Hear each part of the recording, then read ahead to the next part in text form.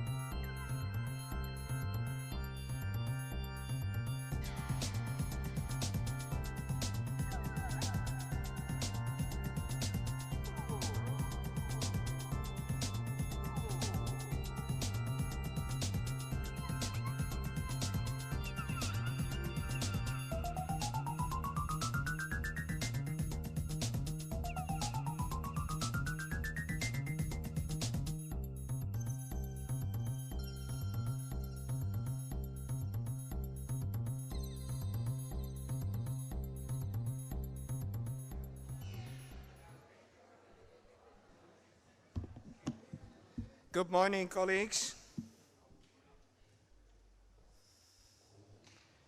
If we all can take our places, seats, and then we can start. 37 years ago, our next speaker decided to give up his day job, his career in fact, to take on something easier than engineering and somewhat less lucrative, namely to eradicate child labor in his native India. Now, I'm certain that his decision at the time led to many raised eyebrows among family, friends, and colleagues. But nearly 4 decades later, no one has any doubt in the choice he made. Of course, I'm talking about our dear friend Kailash Satyarthi, and I'm only teasing him. Since that day, he ventured down an uncertain path to end child slavery and saved more than 80,000 children from servitude. A major part of this effort can be traced to the creation by him of the Global March Against Child Labor. Kailash was the architect. The largest civil society network of its kind, the Global March is the voice for exploited children.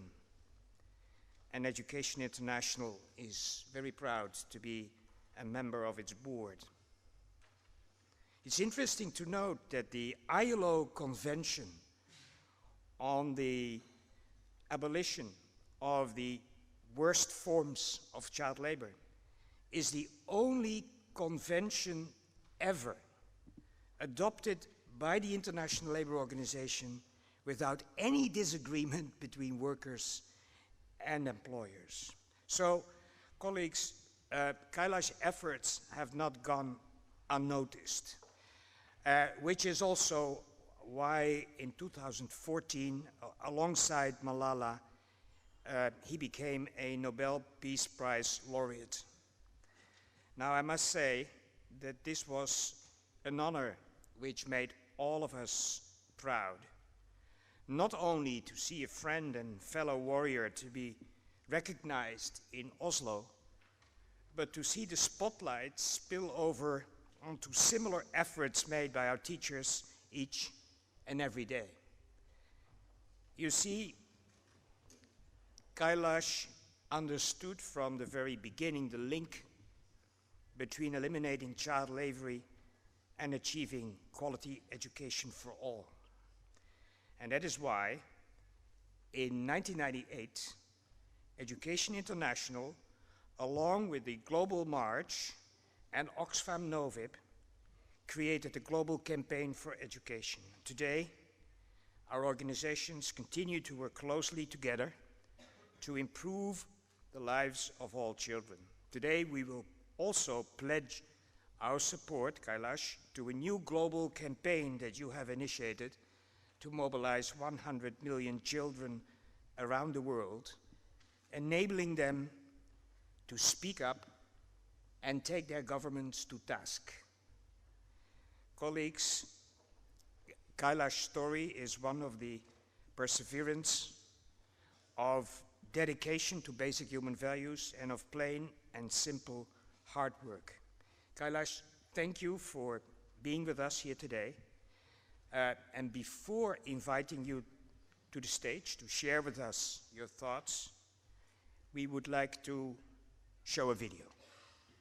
Stephen?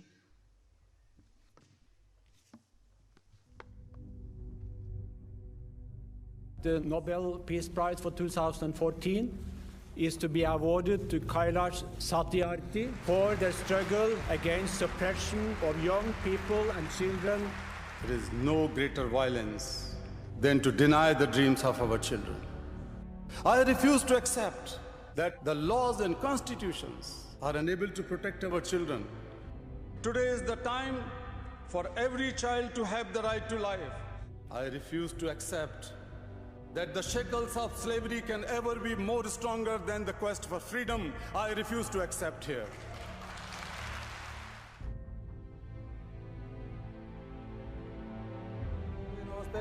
Getting a greeting like this is all the reward Kailash Satyarthi needs for freeing these children from a life of slavery. He tries to give these kids the childhood they missed. Do you think these kids see you as a Nobel Peace Prize winner? No, I don't think they see me as friend or brother or something like father. I have looked into their frightened and exhausted eyes. I've held their injured bodies and I have felt their broken spirits. I refuse to accept that children belonging to certain sections of society are born to work for others at the cost of their childhood and freedom and education. If the children are exploited, if the children are deprived from their childhood in any part of the world cannot live in peace. The world cannot be human. It's not often the two winners of the Nobel Peace Prize get together, but it happened yesterday when President Obama met Kailash Satyarthi. They were joined by 3 children who were rescued from child trafficking and forced marriage. You cannot live in isolation. All the problems and solutions are interconnected. And so the problem of child labor in any part of the world is your problem. Satyarthi organizes raids with local police. Sometimes employers are tipped off and waiting for him armed. But I have been attacked many times in my life. You had a gun to your head? Literally here. This is dangerous work, freeing these kids. Somebody has to pay the cost for freedom. It does not come on plate. So if not me, then who else will do? Nobel Prize. Who won the Nobel Prize, he asks. Their reply, all of us kids. It's good.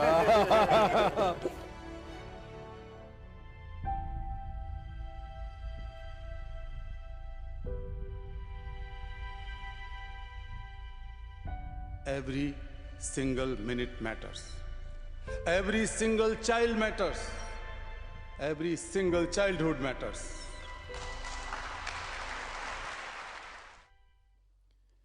Ladies and gentlemen, Mr. Kailash Satyarthi.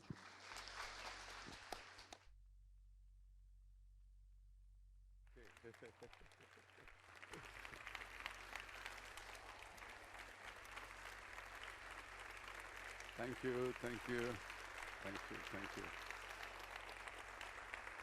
Thank you. Thank you.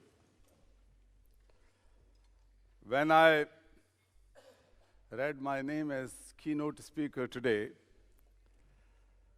I felt a little bit embarrassed.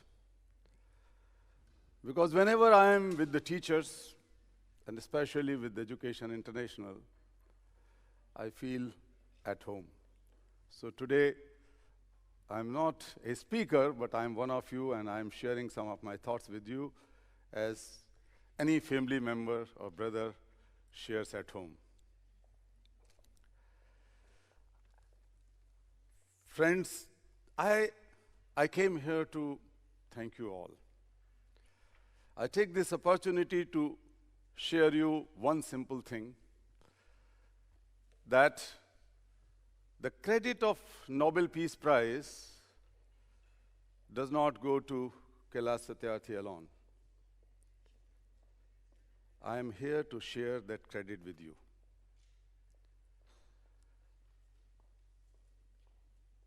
I remember in 1995 or 6, when I met Fred and discussed this idea about the global march against child labor, a worldwide march to end the worst forms of child labor and to demand for an ILO convention,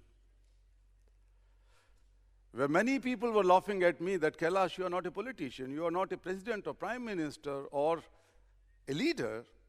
How could you think like that? But Education International was the organization, and Fred was the leader, who said, no, Kailash, go ahead, we are with you. We succeeded not only in this ILO convention, but since then the number of child laborers globally decreased from 260 million to 168 million. So when the Nobel Committee must be considering my name, they might not be knowing that the people who are behind it is you, and you. I also remember when three of us were sitting, I felt emotional. Sylvia Borin, Fred, and myself, we went to have a lunch in a small restaurant in The Hague. And it was just before, about a year and a half before, the Dakar Summit on Education. So we were thinking that there are serious challenges. The number of out-of-school children is growing. The ODA spending on education is decreasing. In spite of the global commitment made back in 1990, Education for All in Jomtien. So a very informal conversation was so much thought-provoking that three of us came with this idea that let us build a worldwide campaign. And that has resulted in Global Campaign for Education. So I don't know that three of us ever said since then, but this became the largest ever social mobilization of teachers, students, civil society, and many more stakeholders. And as you know, that during this time, in 15 years, the number of out-of-school children has come down from almost 130 million to less than 60 million in primary age group. So we made it possible together. Dear friends, the challenges are still big. I was in a refugee camp, Syrian refugee camp in Germany some time ago. There was a boy sitting on wheelchair who lost his legs and his father in a bomb blast. He lost his mother and other family members on the way, somewhere he didn't know, coming to Europe from Syria. And I sat with him and I asked my son,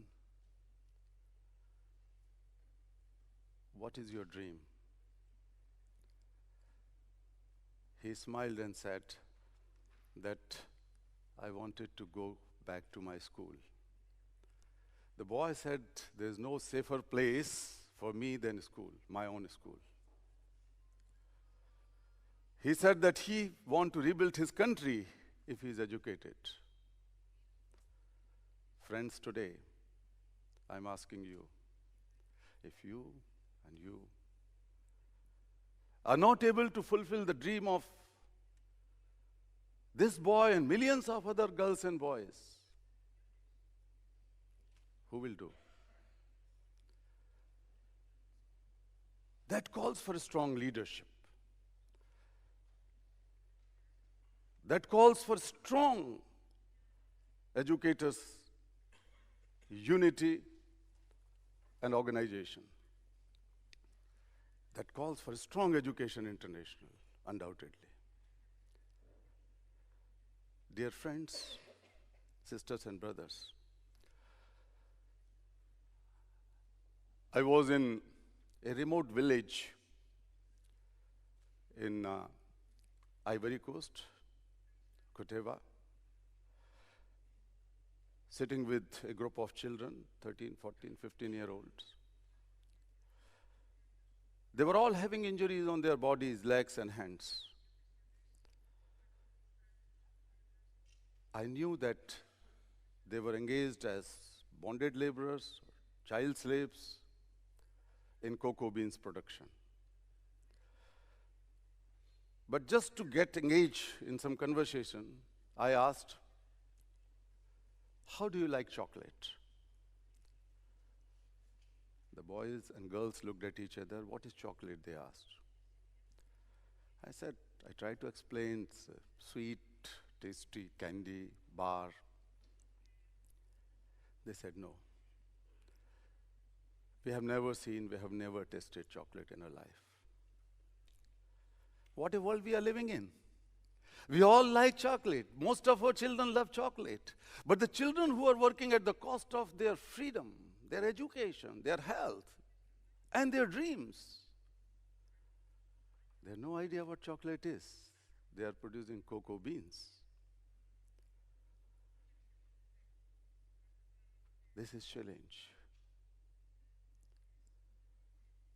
We all know that only 4.5 days of global military expenditure can bring all children to schools in primary and secondary classes for a year, an additional expenditure. We argue this here and here. Why the world is spending $1.6 or $1.8 trillion on defense and not $39 billion on education? When all of us know that education is enabler, equalizer, liberator, if you don't do, who will do, my friends? We have to do it. Before the politicians divide the world in walls and more walls, before they divide our minds and hearts,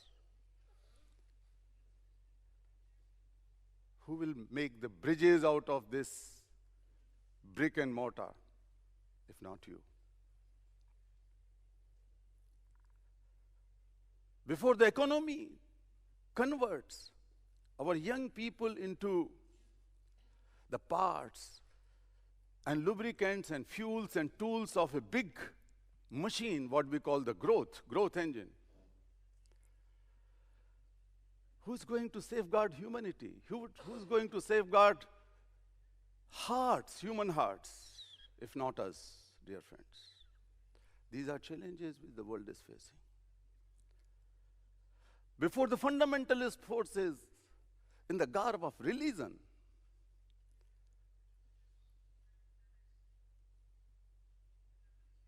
make the world only full of fear and drive the world through fear, who will convert the world with conscience and courage and compassion? We can do it. I gave 2 examples, but there are so many examples in the world that how teachers have protected the human conscience. Of course, you are professionals. And your professional rights have to be protected by the governments, by the society, by everyone, by the institutions. But you are also the custodian of the collective moral conscience of the world. And that's why your leadership is vital.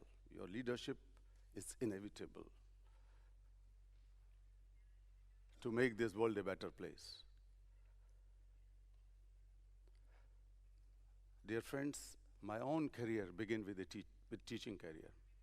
After completion of my engineering, I worked as teacher. Before initiating my efforts to make this world free from exploitation of children and child slavery, I taught in university for about 2 years. So when I'm talking to you, I'm not talking as an outsider or a Nobel laureate. I belong to your fraternity. The teaching profession gave me that courage and that inspiration to take up bigger causes and bigger issues.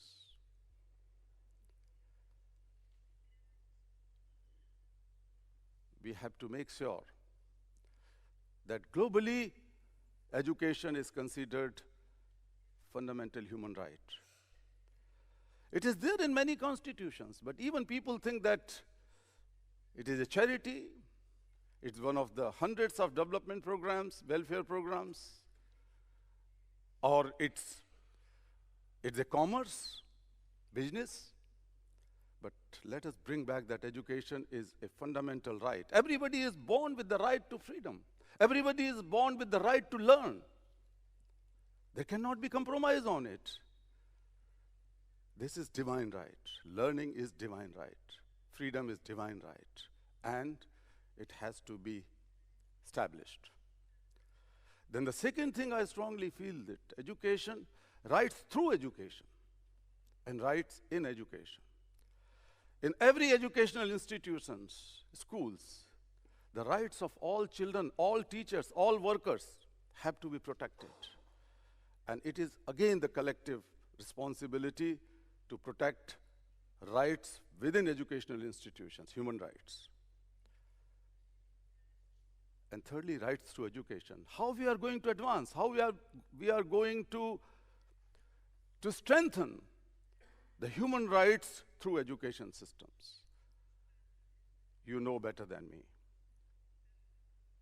to go in all these three directions, because many of you are very, very active on it. But it requires much more sense of urgency, much more collective efforts, much more unity among us.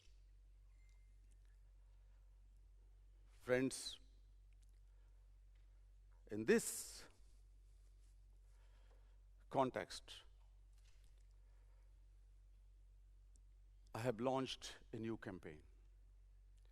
We have seen the success of Global March Against Child Labor that has mobilized 15 million people on the earth. They walk together. We learn how to walk together, how to create a culture of coalition, and how to raise collective voices for the last person of society, and that is a child slave, a girl who is in slavery. 15 million teachers, children, men and women, civil society groups were mobilized. And that has resulted, as I said, in the new ILO convention, 71 president, prime ministers joined hands with us on the way. When we mobilized Global Campaign for Education, we set the world record in observing Global Week of Actions. 8.5 million children and teachers and other people never came together at one time on one date for one cause. That we did in 2005. We have galvanized the support of 23 million people during the One Goal campaign. It's our collective effort. And that has helped in substantial increase of ODA funding from almost $2 billion to $3.5 billion in few years of time. The Global March, Global Campaign for Education, and One Goal campaign had helped. And now, as you know, that the children of the world have never faced so many difficulties and problems as they are facing today. 230 million children in the world are victims of multiple violence because they are living or forced to live in those countries which are war-prone, conflict areas. And they are most vulnerable to leave schooling. They are most vulnerable to be trafficked and be enslaved and be prostituted. 28 million children are seeking refuge in the world. Children are brainwashed every day. The social media is being misused by those forces in radicalizing young minds. And not only that, sometimes the boys and girls are forcibly taken away from their parents. What is happening with the Yazidi girls in Syria and some parts of Iraq? 7,000 young girls were snatched away from their parents' lap. And Sometimes we read in the newspapers and see in media, a 10 or 12-year-old girl is buried alive because she could not satisfy her customers when she was sold in less than a cigarette pack price for sexual slavery. I ask, whose daughter is she? 10-year-old boys are given guns in their hands to kill the suspected traitors of ISIS. And if you cannot kill, buried alive. Whose son is he, if not ours? Today is the time, dear friends, to globalize compassion. Today is the time to show the leadership. Today is the time to challenge and fight the divide which our politicians are creating in the world. Today is the time to challenge the economy which is creating gaps and further gaps and inequalities in the society. Inequality is a violence. 8 men control half of the world's wealth. 20 years ago, the number was more than 50. It's squeezing. All the efforts are made to squeeze our hearts and minds. So let us globalize compassion which is inside each one of us. Let us break the barriers we have created and insulations we have created, the shells we have created to protect that compassion, a divine gift, only for our own biological children, sometimes our friends and relatives' children, or our parents or grandparents. Let us build a movement for compassion, and that is the globalization of citizenship. So let us begin with that, dear friends. In this campaign, 100 million for 100 million, that is the human history's largest ever, biggest ever campaign. And I have no doubt to say, I have no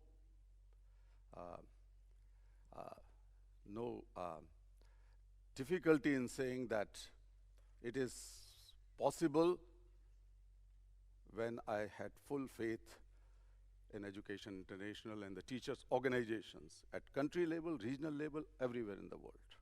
We can reach out to them. But that is not just reaching out those children. We are going to convert them to change makers and champions for the cause of other children. 100 million children are more or less out of school. 100 million children are denied their freedom. 100 million children are facing malnutrition. 100 million children, roughly, are forced to become child brides. So 100 million young people in the world should become their spokespersons, champions, and change makers. 100 million young people in the universities, colleges, schools, when I meet them, I work across 140 countries for the last 20 years. And one thing I found everywhere in schools, that the youth are prepared, they are ready to do something and deliver something good for the society. You know better than me. Young people are hungry to prove themselves that they do exist in the world and can do better for the society. They are full with energy, full with enthusiasm, but more importantly, they have a great, deep sense of idealism. Before this idealism and the values fade away, we have to acknowledge that power which is less utilized or less tapped. Let us channelize that power to make a new world where we together can say that the world is safe, free, and educated. So through this campaign, 100 million young people are going to be the spokespersons, change makers, and champions for 100 million left out children. Their sisters and brothers who are left out and marginalized. It would be a social media campaign. When we mobilized millions of people, dozens of millions, we did not have social media. Now it's very fast. We can do it. They would also be asked and inspired, encouraged to take up issues in their locality, in their countries, and globally by being of volunteers and so on. We wanted to create child-friendly schools, child-friendly communities, child-friendly cities, and that can be done only through you, where the children feel safe and get good quality free education as their fundamental human rights. So, I conclude with one, just inviting you, calling upon you to join in one major activity which we are going to take up. That is, politicians go back to their schools campaign, the part of 100 million campaign. I was in Dhaka 3 weeks ago and addressed the Interparliamentary Interparliamentary Union, which is an official body of parliamentarians. There were about 2,000 parliamentarians from 130 countries. So I gave them this call, that one day you should go back to your schools where you studied in primary and secondary. You should feel the pulse of children. You should feel the pulse of society, and more importantly, the teachers. What teachers are aspiring? What are their difficulties? What are the difficulties of children? Let the parliament members and the politicians go to school for a few hours, an hour at least. And that is on 18th of October. 18th of October this year. Parliamentarians go back to school. It's a sensitization and education for them. It is to showing them mirror. It is to getting them involved for the bigger cause to protect human rights of children and teachers and society. So that is on 18th. I am prepared to sign a joint letter. Of course, Suzanne is here, and Fred is here, and all good friends. Haldis is here, Davis is here. If I start naming, I can name at least 50 of my old friends who worked for this. So we can write joint letters on behalf of the national unions or Education International to the politicians, the parliamentarians, and invite them to come to school. I will sign also with you on it. Would you like this idea? Oh God, you're so slow. The teachers have to show the power. You have to show the power. Say yes or no.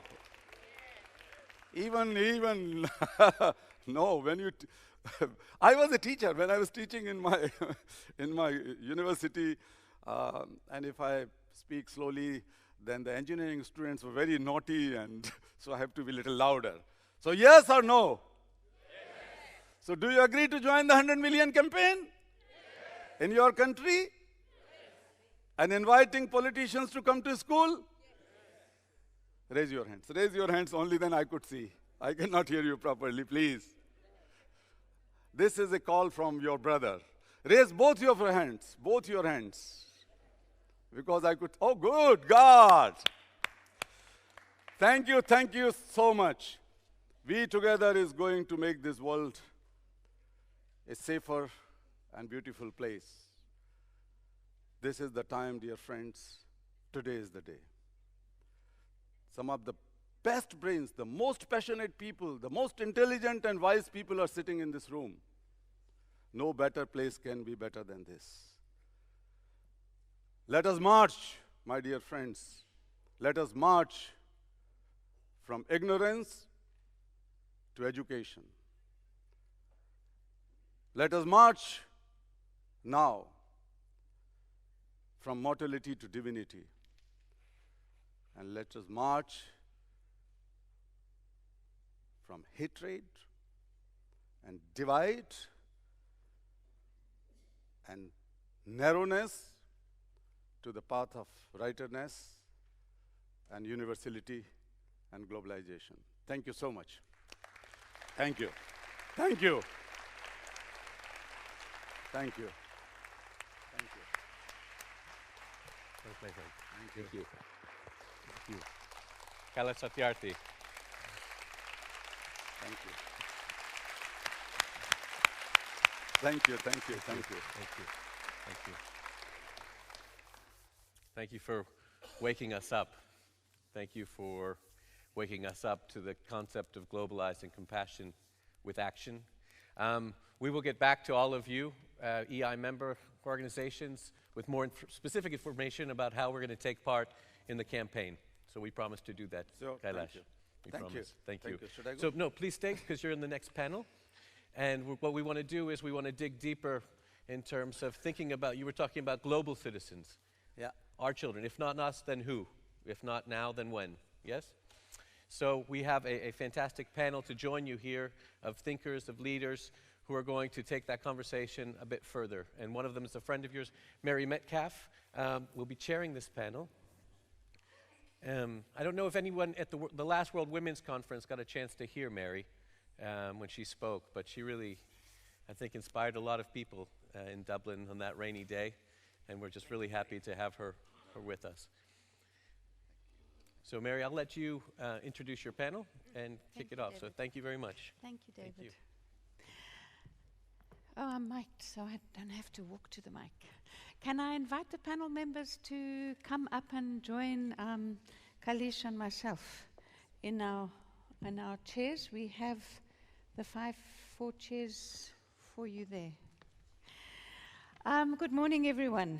Yesterday, Andy Hargreaves challenged us about the importance of justice, of social justice, of inclusion, of valuing individuals, ensuring that we defend their worth, their value, their dignity. And I think that today, Kailash has spoken about the requirement for courage, for compassion, for the moral obligations that we owe to the marginalized, to children in particular.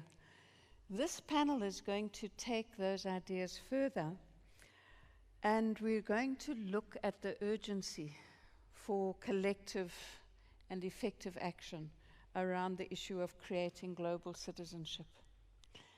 We have with us not only Kailash, but 4 other panel members. I'm going to invite them to introduce themselves just now, but we have Connie Chung, Rob Hammond, Yuri Balfali, and Petra Machkur. Did I say that right? Machkur, yeah. Machkur, I didn't say it badly. But we also have in this audience the wealth of the leadership of educators in the globe. And the construction of this format is that it's a conversation between us. And it's my job to make sure that we have a lively debate, an honest debate that doesn't shy away from things that are difficult to say. But we also know that there's real wisdom sitting there. And so we've constructed some poll questions. On your app, which you've all downloaded in order to be able to find your way around the conference, there's 4 poll questions.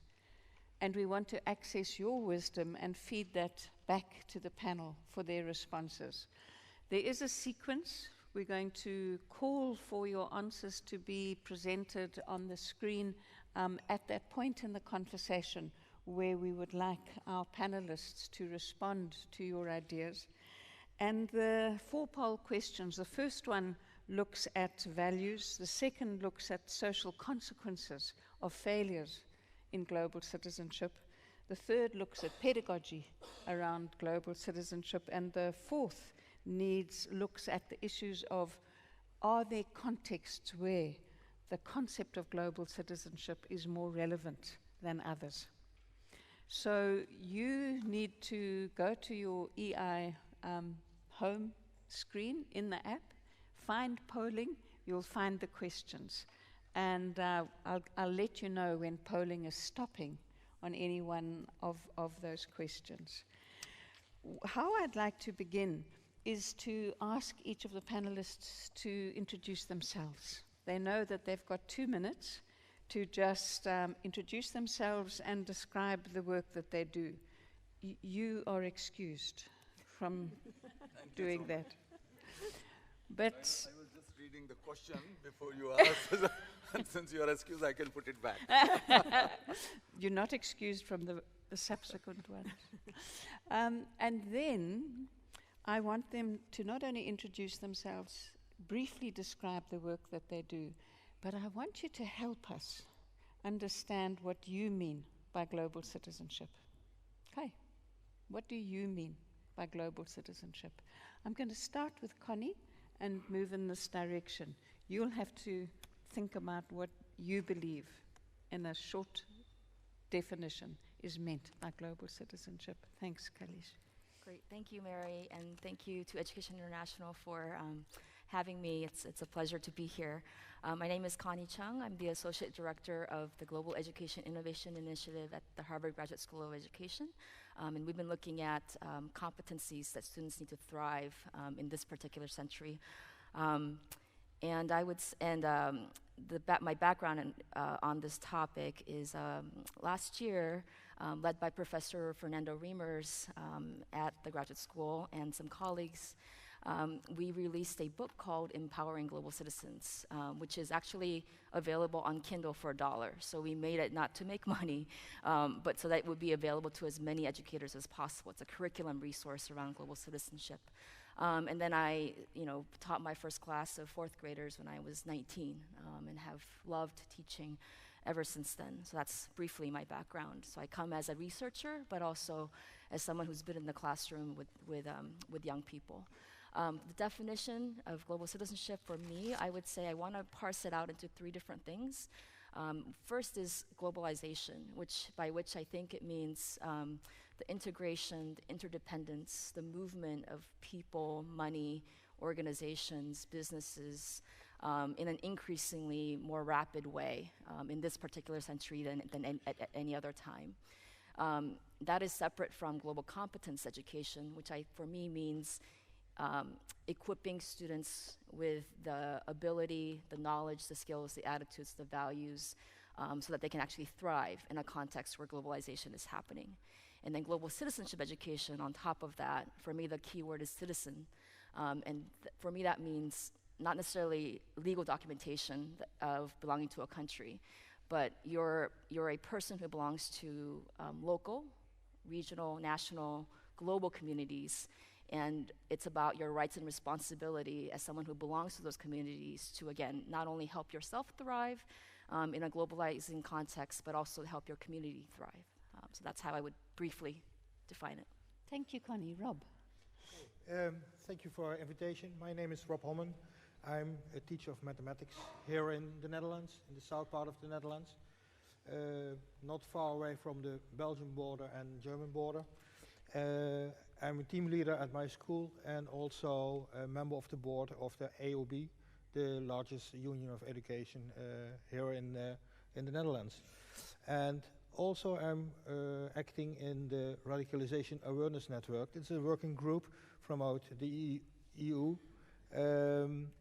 for not only for education, also for other parts like social workers or police organizations. So in the Radicalization Awareness Network, we would like to empower educators to prevent radicalization in education.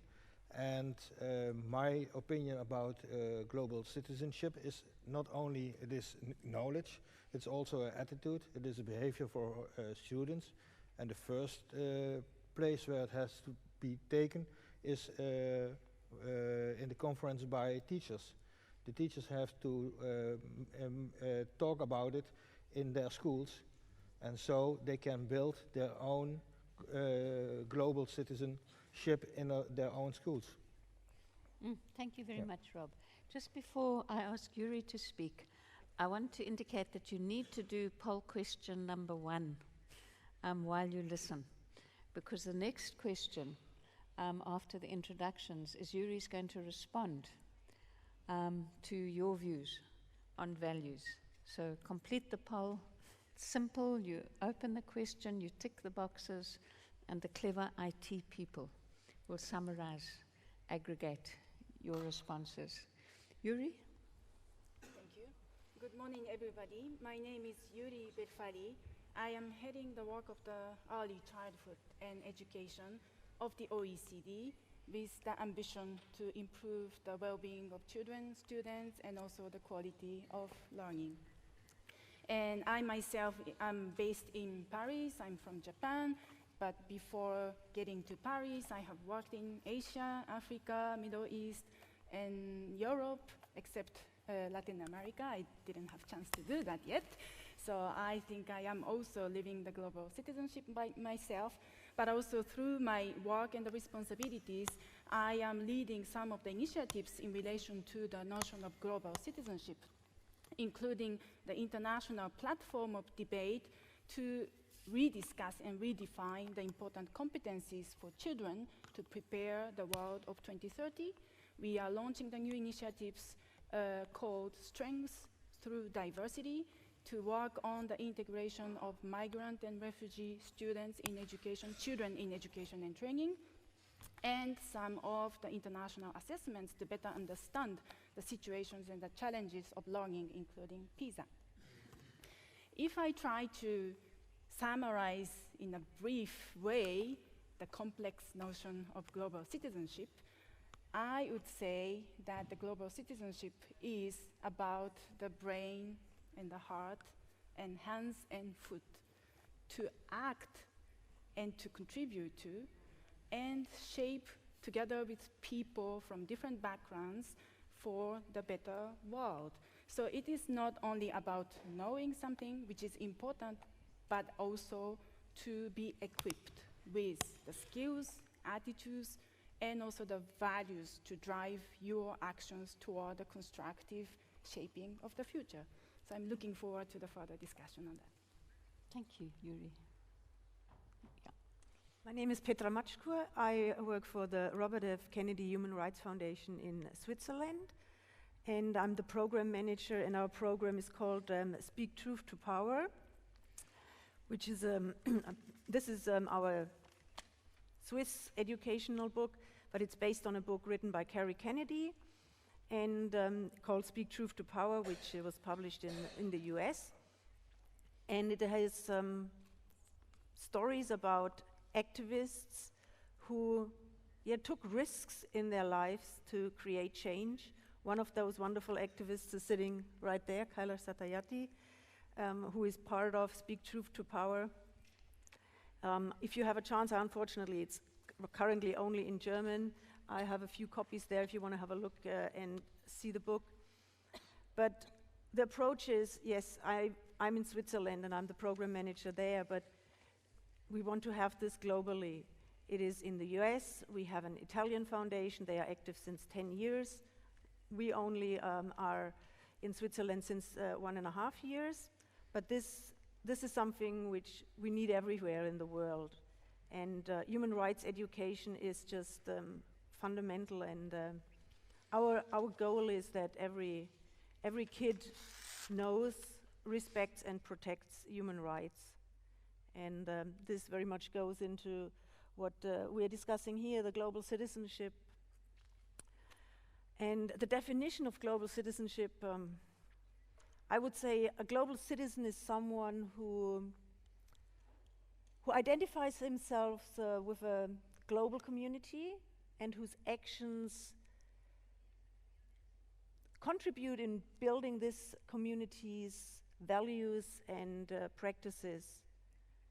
And we need to have critical thinking skills. That's what we need to educate the kids and give them a sense of self-awareness and confidence that they can take on unknown challenges.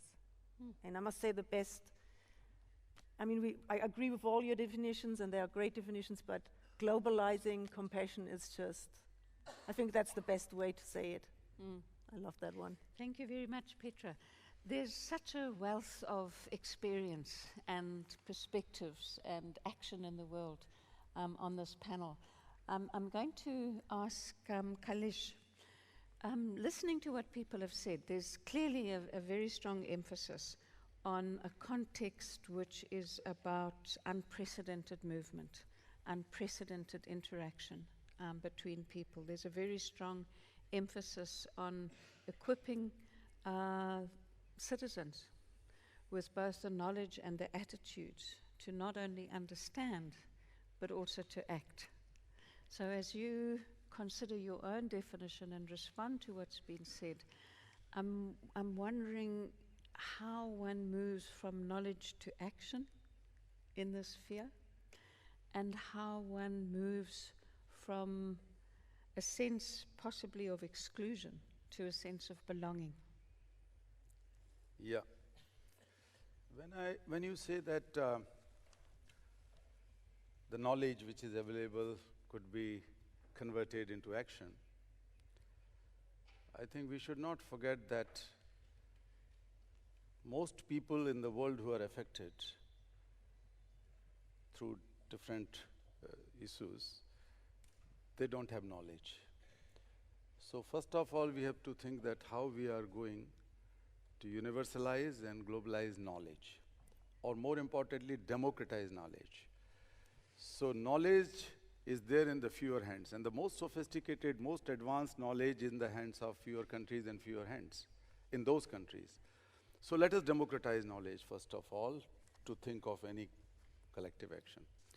But one thing is very clear and I think underlining, that we have to build a sense then that no problem in the world could be seen and solved in isolation. This is an interconnected world to build the value of global citizenship. Secondly, we have to create ways and means that how we inculcate the interest, understanding, concern, and action among the people on the issues which they are not directly affected today, but others are affected. So the concerns action for that has to be built through our efforts. And finally, for me, while working with children in all my life, I know that there is a very deep sense of urgency. We cannot postpone it for tomorrow. What we are seeing today is suicidal. Some people say that the earth would be in much more serious dangers in 20 years, 50 years, or 100 years. Definitely, it would not remain livable if we don't tackle these problems. The planet, problem related to planet, and problem related to people and society and culture and religions and so on. We have to repair them now. We have to address them now. And the most important partner should be youth and children. Thank you very much, Kailash.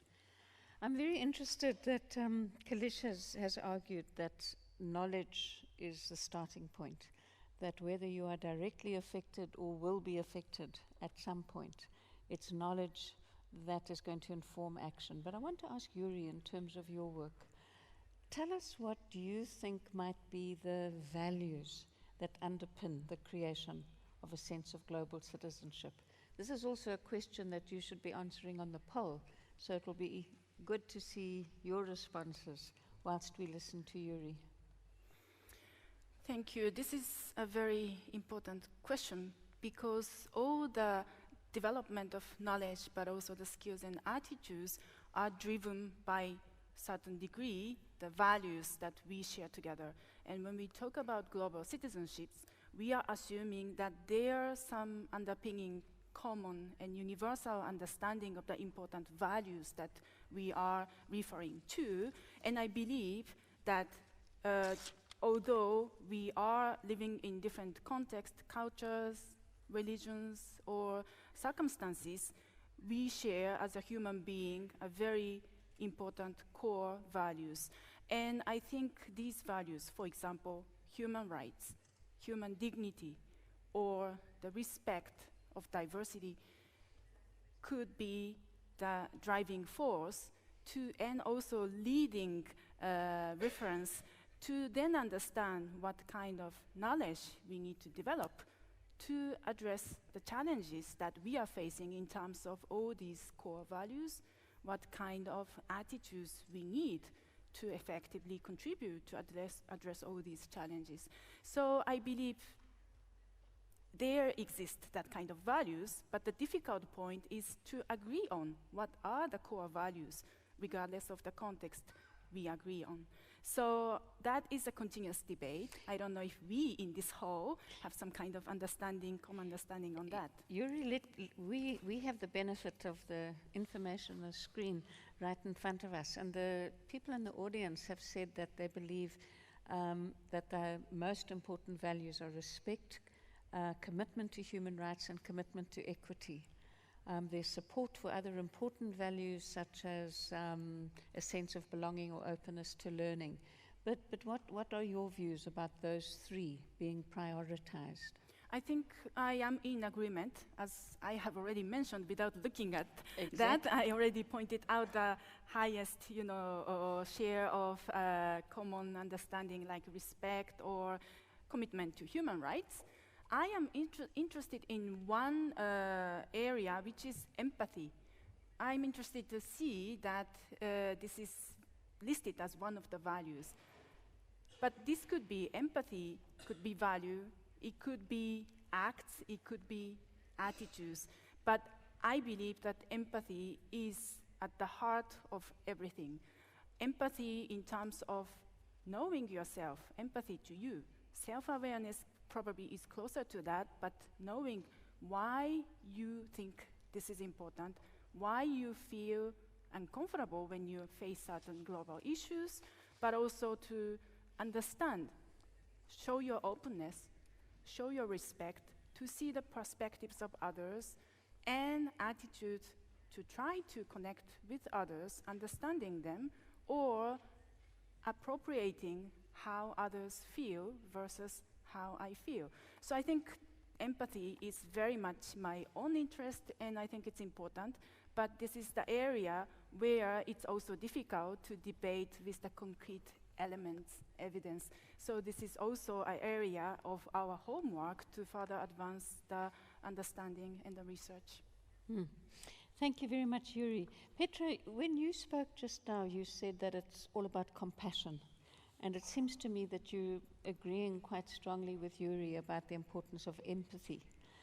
Now, Kailash has emphasized knowledge. What do you see as the connection between knowledge and respect, empathy, commitment to human rights? Can I start with a quote? Because that goes right in that to answer that question. It is a quote that was given a few years ago by the UN High Commissioner for Human Rights, Said bin Arad. He had given a speech to the US Holocaust Memorial Museum, and he said, 8 out of 15 people who planned the Holocaust in 1942 held PhDs.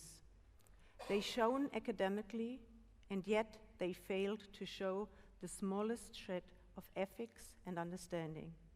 I'm increasingly supportive of the proposition that education of any kind, if it is devoid of a strong universal human rights component, can be next to worthless when it should matter the most, in crisis, when our world begins to unravel.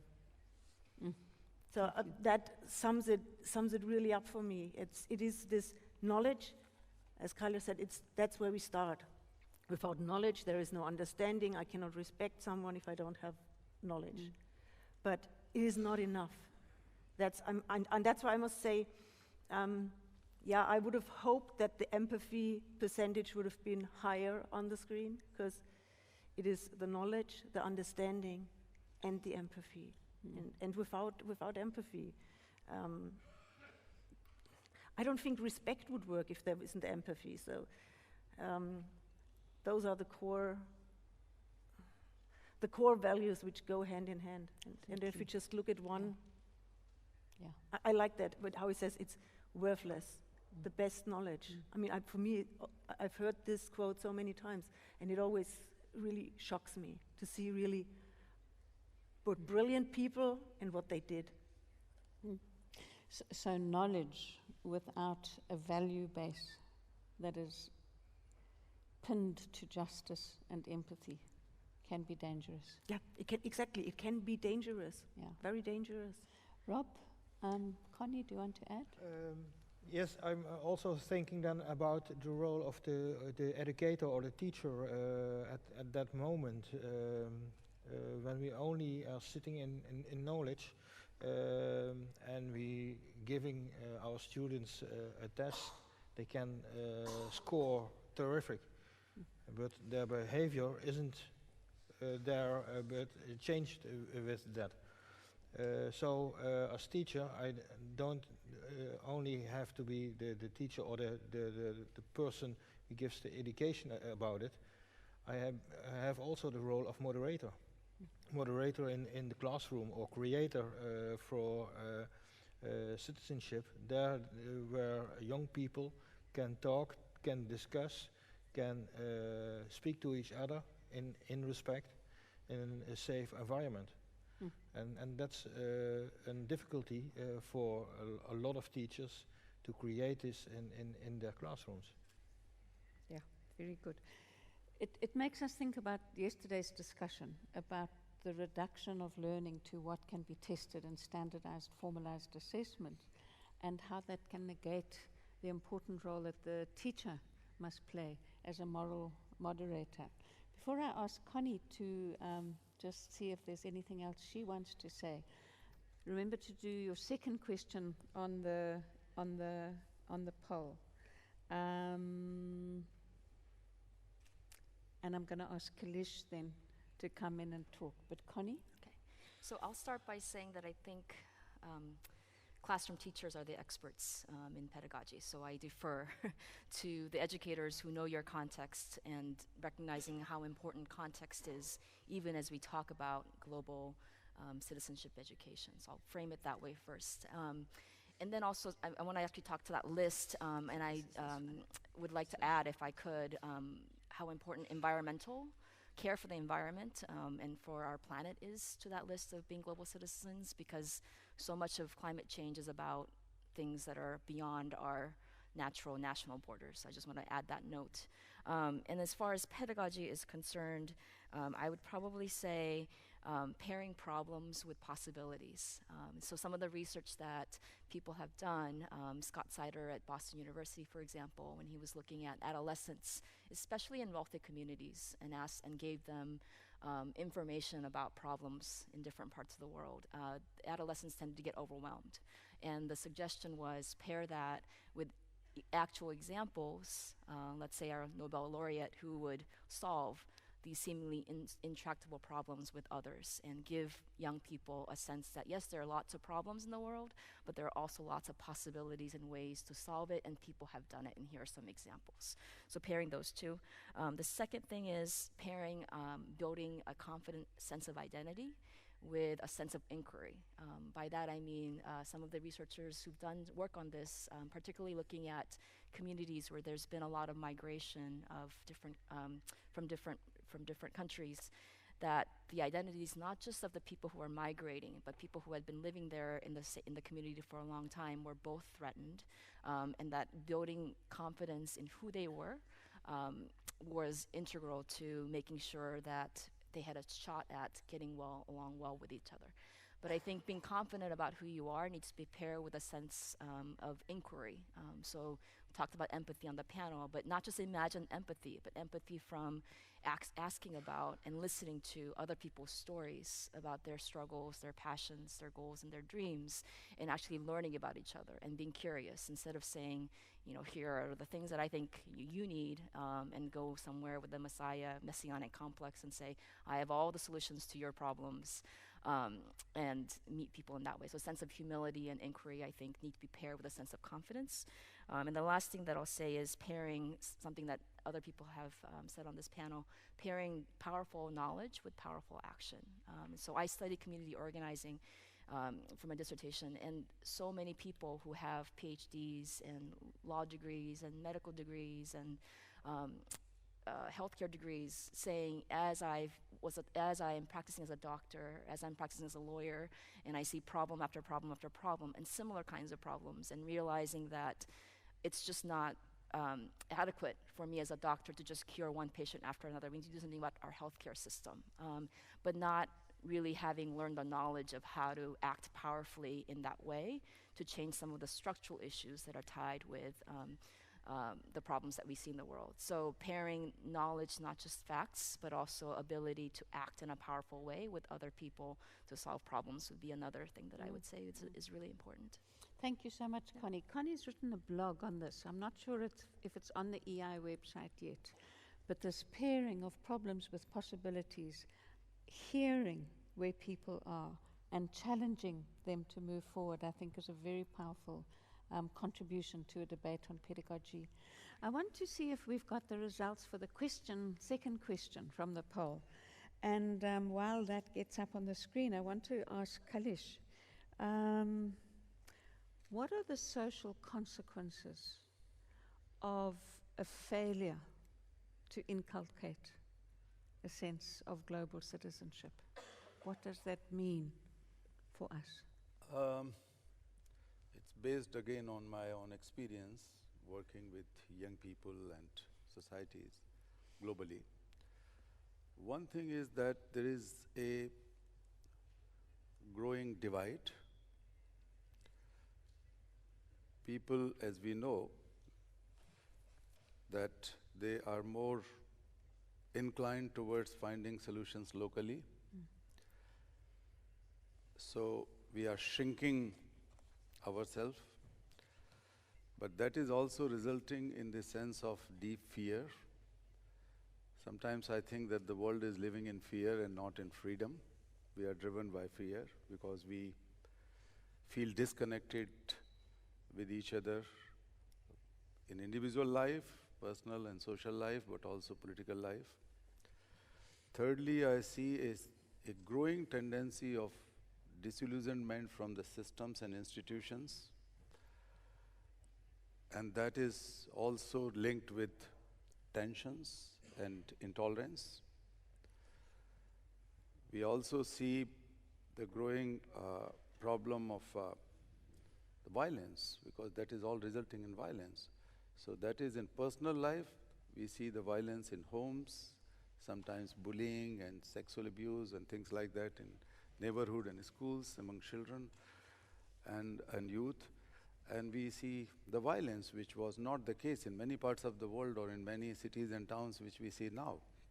So these are very direct consequences which are resulting in so many problems of inequalities, injustices, and fear. It's really useful. I think you've given us almost a development sequence from the sense of fear to the disillusionment, to the tensions, to the violence. What you've said is visible on the screen, obviously from a narrow set of alternatives, and you might have wished to have had many more yourselves, but a great commitment in this audience to recognizing that the loss of empathy, the loss of a commitment to human rights leads to repression and marginalization, which feeds the extremism. I'd like to see if any members of the panel wants to add to what Kailash has said, or comment on what the audience's contribution is. Yuri? Yes. When I listen to Kailash, but also see the summary of your participants' views on the possible consequences, I think one common issues which are summarizing all this is the possible lack of connection, lack of dialogue, which could lead into all these problems and the consequences. Global citizenship is really about creating connection, connect the issues between different, dimensions, but also connect you with others, either somebody of your family, of your country, or somebody from outside of your country, not necessarily speaking the same language, but you try to understand and connect each other and have a dialogue to tackle the difficult challenges. And one thing that we, in our OECD's initiatives with countries, and EI, by the way, is a very active partner in that reflection, we are thinking that one dimension of global significance is the need to help children equip with the capacity to tackle the dilemma, to take perspectives in a conflictual situations. Global means that not everybody is thinking in the same way. So you have to accept that conflictual ideas or the conflict of ideas and opinions could happen, and you shouldn't think as a problem, but it should be an opportunity for openness and dialogue. But if you cut that pathway to open a dialogue, to clarify and to debate and to reach the collective consensus, understanding the different views of different people could lead into these consequences. So I think we need to keep in mind that importance of connection, dialogue, and the most important part is ourselves, adults. Before talking about helping students to learn that, to what extent we are integrating that, we are appropriating by ourselves. It is not something that you can develop 1 day or 2 days, but it is a long process of understanding your own challenge, your own preference and way of doing, and how you want to transform yourself. Without doing that process, you cannot help children transform themselves. So I think one challenge in education is how we can help children at the same time as helping adults, teachers, parents, policymakers, and all the people who could influence on that. Yeah, very good, Yuri. I'd like to see if the third question is in yet on the poll. We've heard, I think, very strong arguments about the importance of connection, of dialogue, about the use of empathy to move people from problems to possibilities. And the next question was asking these educators, where you can see it in front of you too. I'm not sure if you can see, Rob. Where responsibility lies within the teaching profession. Is good pedagogy, as described by Connie, enough to deal with issues of global citizenship? If you're a good pedagogue and you're driving learning that's full of understanding problems and possibilities and dialogue, will that equip you to play a role in terms of global citizenship? Or are there special skills of facilitation that are required to master in this area? Is it content specific? Can you integrate it across the curriculum? Or do you need specific components of the curriculum to be dedicated to with a specialized skill? Or are none of these right? What the audience is saying is that it's a specialized skill. It requires skills of facilitation. It requires specialized training. Many people also feel that this is fundamental to good pedagogy. Let me start with Rob and then see if Connie would like to add. What I see, it is really a special thing for a teacher, but a lot of experts are always talking about teachers and not so much with teachers. And I would like to have that the conversation will start also with the teachers, because they have the knowledge about their pupils, their students. And to create an environment which is safe, but also in global citizenship, is started from the bottom. And I hope also that schools take leadership, but also the unions take leadership. When I, in our radicalization awareness network, education here in Europe, where about 2,000 teachers are involved in, the most teachers from different countries telling, our unions are also invisible. So I will also ask the unions to be visible in this discussion and create a possibility to improve and to professionalize teachers. Thank you, Rob. It's an interesting call to action, and the call to action is saying that unions have a critical role to play. Connie, would you like to add to that? I would absolutely agree, and can't think of, there probably are worthier causes, but for me personally, worthier cause than asking educators what kind of supports do you need in order to make this work, not just in terms of knowledge, but in terms of collaborating with other colleagues, in terms of time set aside for continual learning. So I think one of the challenges is about knowledge about globalization. It's so complex, it's changing rapidly. We're all reeling from different political events that have happened in different parts of the world, even in the last 6 months, and how much that highlighted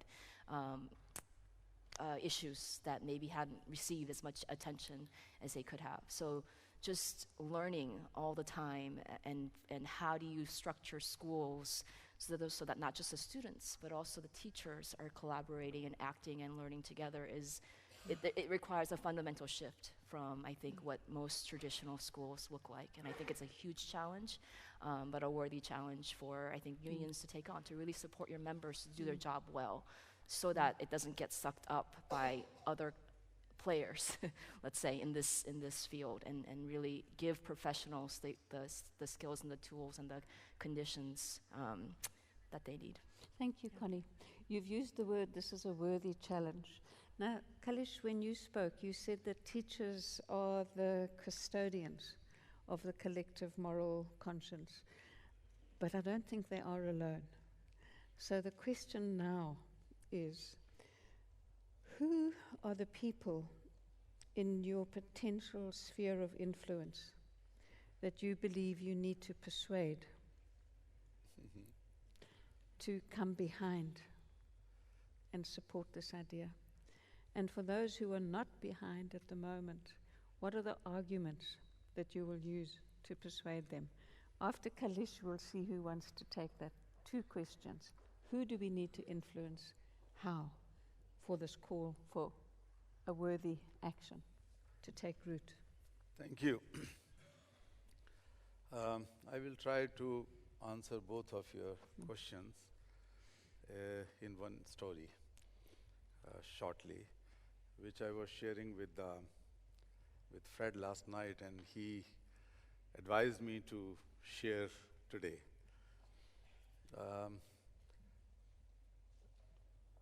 There are some opportunities for me to interact with the Nobel laureates, not only the peace laureates, but also the groups of science laureates or other. The number is not too many. There should be about 200 or so, but all together, from science and economics and literature, etc. So about a year and a half ago or 2 years ago, I was invited for such a big meeting of 65 Nobel laureates from science disciplines, medicine and science. So it's very rare, actually. They normally don't like to listen carefully to the peace laureates, because they feel that the peace laureates are driven by some ideology or some political agenda or something.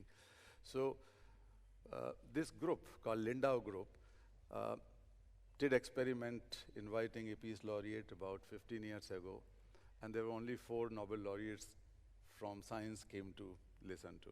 So that was quite humiliating. But this year they did experiment with me. So I went there. So there were 65 laureates. Most of them were very senior old people who invented most of the things you know today, which are converted into technology or science or medicines. They were there. So I knew the story before, so I went on the dais and I asked 2 questions.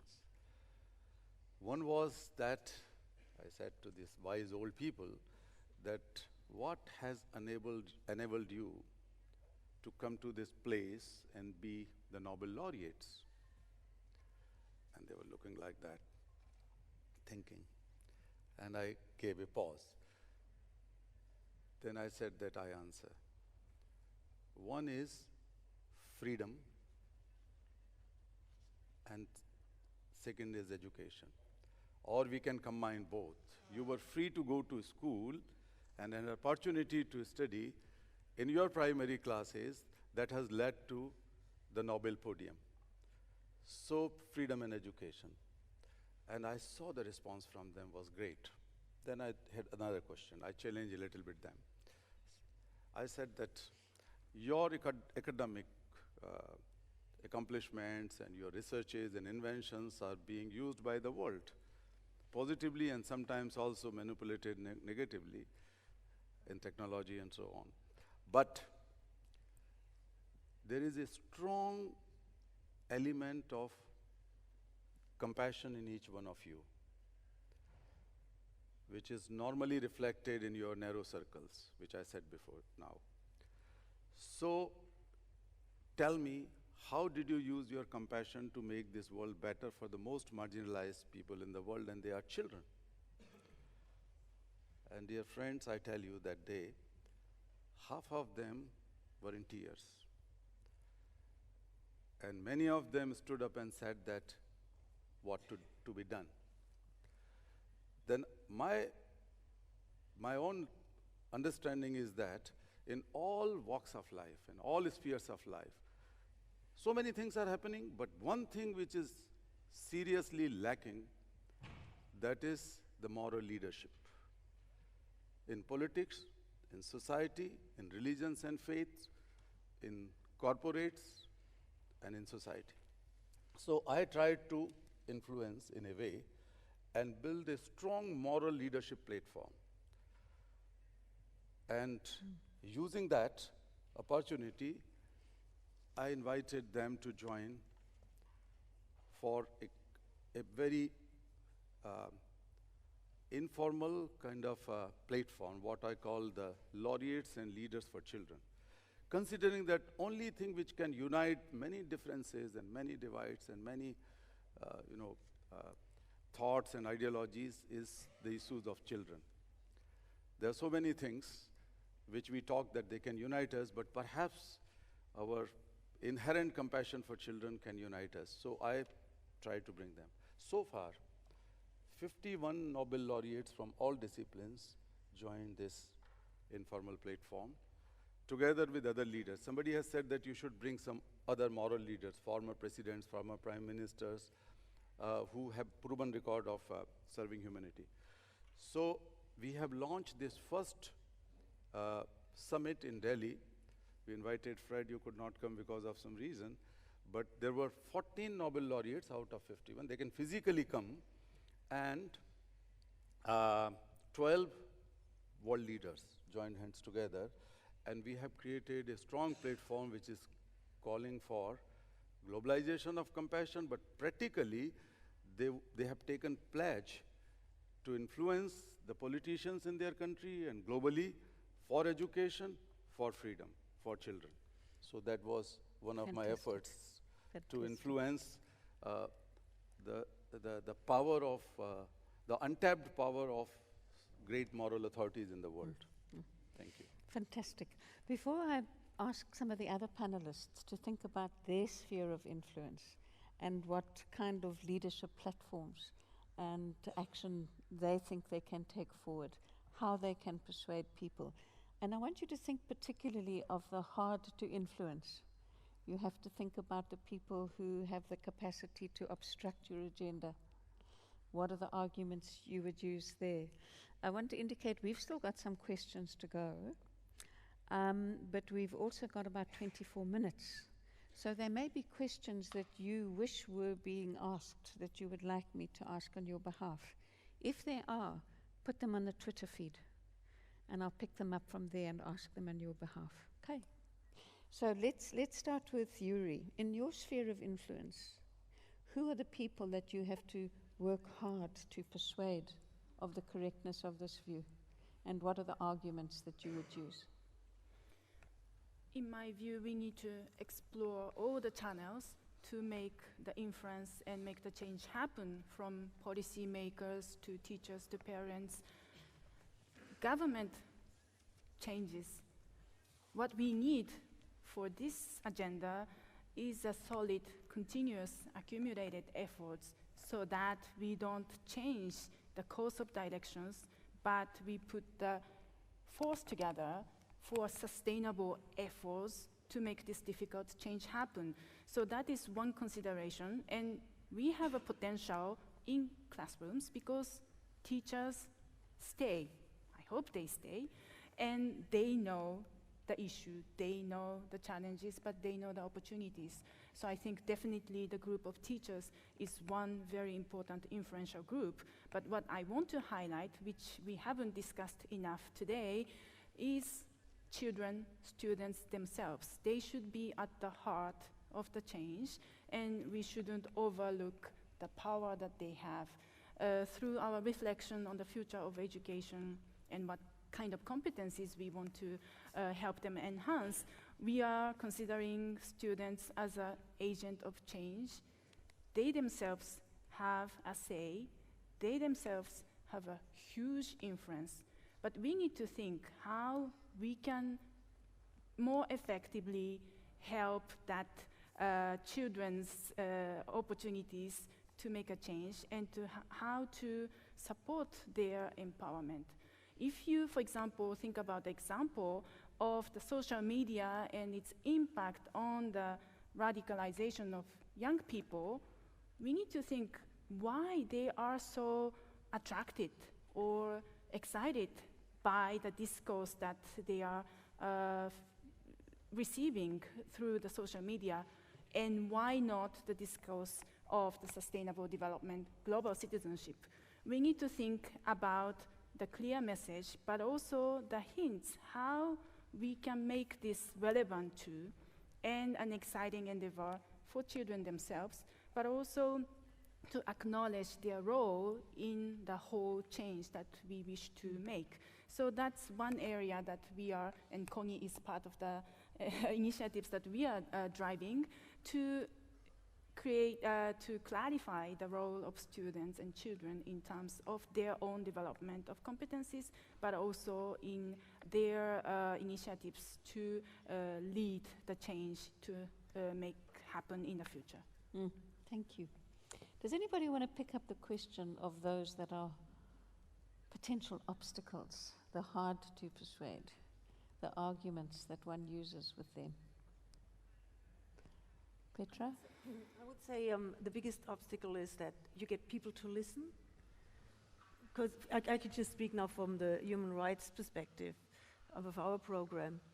Once people listen to you and they see what we do, and it is not difficult to, you don't have to persuade them, because human rights are the fundamental rights, so people comprehend that, and I don't have to argue that. But you need to raise the interest, because for a lot of people, human rights are given. They're nothing special. They don't think about it. I face it a lot in Switzerland, that people say like, what, Human Rights Foundation? I mean, what, we don't need human rights education in Switzerland. So that is an obstacle that I say, yes, you do, because we need to be aware, and every kid, that's our aim, that they know the human rights, they respect them, and they protect them. So this is the obstacle that, we take it for granted. That is probably one, but once people really listen and see, yes, human rights matter, and we need to do something. I mean, this is a great program. We tell the stories of the people who really took action, and it is a very diverse program. We have a photo exhibition, we have a play. So we talk, of course, mainly to teachers and students and parents, but also galleries or actors and theaters who perform the play. So it's going beyond the teachers, which of course teachers are the core for our educational program. We need to, if they don't teach it, if they don't use the program in the classroom, then we don't get anywhere. Thank you, Petra. Rob, Petra's argued that human rights are self-evident and self-persuasive if you can get people's attention to the issue of human rights. Is that your experience working in schools? When you talk about human rights, all the students will talk also to the teacher and will think really about it and discuss in respect about it. But sometimes we miss the time. Sometimes we miss the time to talk to our students or to see our students, and that we have also to create in education time for the professionals to do their job, and not only thinking, oh, it's well, that can also be a new part of the job. About the social media, what was mentioned a few minutes ago, every young people would like to shine, and that's why they use social media to shine. But we have a lot of children, young people, in poverty, marginalization, and they are looking for a specific way to can shine, and then they choose the wrong methods, and then they are going to be in radicalization. And that's also a part for education, to create a future for these children. A future not only by education, also in the rest of the part, in jobs, in a possibility to build a life and to can shine in your own best things. Can I add something? I'm going to Petra. Because that is exactly, what you said, they have no role models. And that is what we try to give them, good role models. Because if we just present them with the Justin Biebers and the Miley Cyrus, that's then what they, copy. But we come with these human rights activists, and the best thing in my job is when I'm in the class and I can see the teachers sum up the last class, and I talk to the students, and you see they are first for those role models, and they want to know right from wrong, and they want to act upon it. So that's why it is so important that we give them, we present them with the right people, the right role models, the right visions, so that they can shine. As you said, they want to shine, and those activists like Kailash, he's the best example, that you can shine by doing something good. It's interesting. What we're looking at is the fact, what Rob has raised, that teachers have to be alert. They have to be alert and responsive to the moments in this trajectory that you spoke about in a positive way, but which also can be a trajectory and a downward spiral towards alienation and violence. And the use of social media, the use of positive role models, which I think supports the view that many hold here, that this is a collective pedagogical project that's rooted in the moral leadership of the teacher. But we've got a really interesting question from the audience, and I'm not sure who I'm going to direct this to, so I'll pose the question and then look for a spark of interest. But Kailash spoke earlier about education struggles can't be disembodied from other struggles, that what's happening in schools is embedded within broader political problems. And the question is, how do we talk about global citizenship without also embedding that in a critique of imperialism and global corporate power? Now I'm looking for the spark of interest. Go for it, Connie. Not so much the global imperial, because that's not what I'm an expert in. But I did come across some, so I'll tie it in with the prior question, Mary, that you asked about who are the people who might be the most resistant. And I think as people who might be gung-ho and sold 120% into the value of global citizenship education, the hardest people are the people who have been hurt by globalization, by which we could interpret as imperial whatevers. And to actually acknowledge that that's not a positive thing that has happened all around for everybody in the world. And the global citizenship specialists that I spoke with a couple of weeks ago who run organizations that teach global citizenships, many of them have said, this is a time for us to really reflect about what we're teaching and what are the implications, and what about people in rural communities all around the world who have been impacted very negatively by decisions that have been made. So one data that I came across that I thought was just interesting, for the lack of a better word. There's a researcher named Richard Florida who wrote in 2008 about mega regions. So identified different regions of the world that had more than others, produced 60% of the world's economic activity come from these 40 mega regions that he identified. So one of them is the New York, Washington, D.C., Boston corridor. One is a circle around London, for example. They produce 86% of patented innovations, but in these 40 mega regions, only 18% of the world's population live. So, I mean, if you just think about just the fact of 18% of the world's population being responsible for 86% of innovations and 60% of the world's economic output, what about the 82% that are left over? And is being gung-ho about global citizenship education enough to solve those kinds of trends? So it's a question that I'm wrestling with and really thinking about. Thank you, Connie. There's so much to talk about, and I still have many questions about what alliances you form, how do you mobilize. But I want to stay with this question of a call to action, and how a call to action can shift the realities of power relations. Well, if the call to action is responded by the victims and sufferers of the problem themselves, and all the well-meaning people, well-intended people who wanted to bring about change on any issue, and if we have clear strategies and clear goals, clear directions, we can achieve it. I gave two major examples. When the first call to action to make the world child labor free, we had made remarkable success, not complete.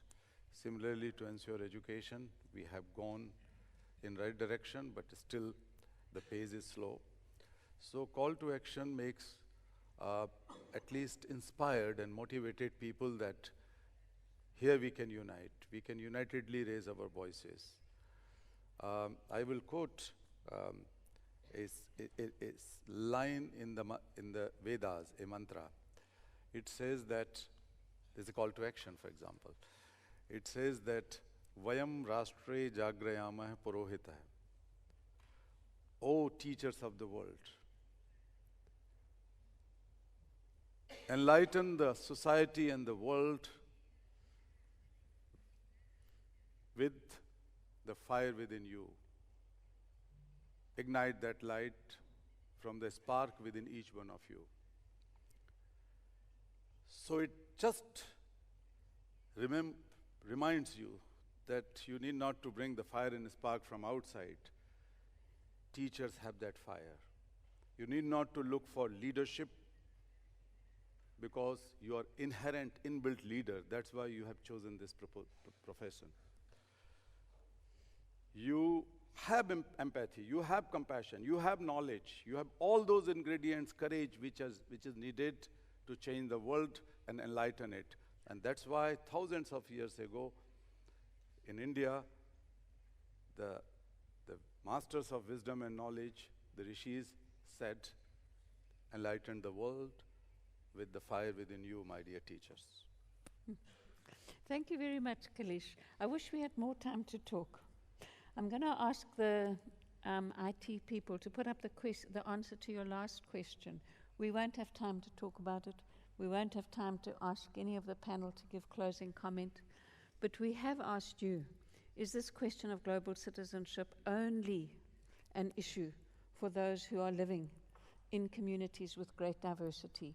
Or is it an issue for all communities who are part of the global world, even in contexts where diversity is minimal?